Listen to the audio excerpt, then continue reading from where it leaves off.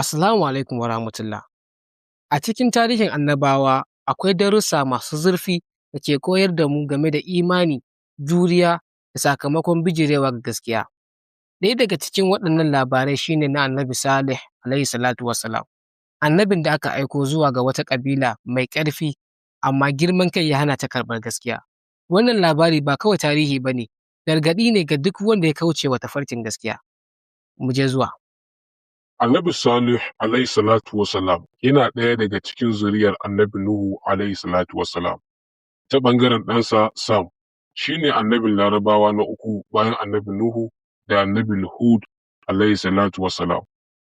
An ambace sunansa sau da dama a cikin Alkur'ani, inda aka bayyana shi a matsayin jagora da ya kira mutanensa zuwa ga bautar Allah guda ɗaya, wato tauhidi kenan. An ce ya rayu tsawon shekaru 280, kuma kabarinsa yana a birnin Najaf a ƙasar Iraki. Annabi Salihu an aiko shi ne zuwa ga ƙabilar Samudawa, wato ƙabilar Samud, wata ƙabila da ta shahara wajen ƙwarewa da fasaha. Sun kasance masu sassaƙa gidaje daga cikin duwatsu da tsaunuka, suna rayuwa cikin jin daɗi da ƙarfi. Sai dai duk da wannan baiwa sun kasance masu bautar gumaka, suna bijirewa ga gaskiya. Duk da kiran Annabi Salih na tsawon shekaru masu yawa har zuwa kusan shekara 120, yawancinsu sun ƙi karɓar gaskiya. Daga cikin mu'jizar Annabi Salih, domin tabbatar da gaskiyarsa, mutanen Samudawa sun nemi wata mu'jiza mai ban mamaki. Su ga wata taguwa ta fito daga cikin dutse, da ikon Allah abin da suka nema ya tabbata. Wannan taguwa ta zama babbar hujja a gare su, tana ba da madara kuma an hana su cutar da ita. Amma duk da wannan al'ajabi, wasu daga cikinsu suka kashe taguwar, suna nuna girman kai da taurin zuciya. To, sakamakon kuma wannan tawaye, bayan wannan mummunan aiki, hukuncin Allah ya sauko a kansu, azaba mai tsanani ta shafe su gaba ɗaya.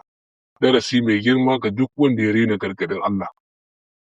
Darussa masu yawa a cikin wannan tarihi sun kasance: na farko, akwai tauhidi shine ginshiƙin rayuwa.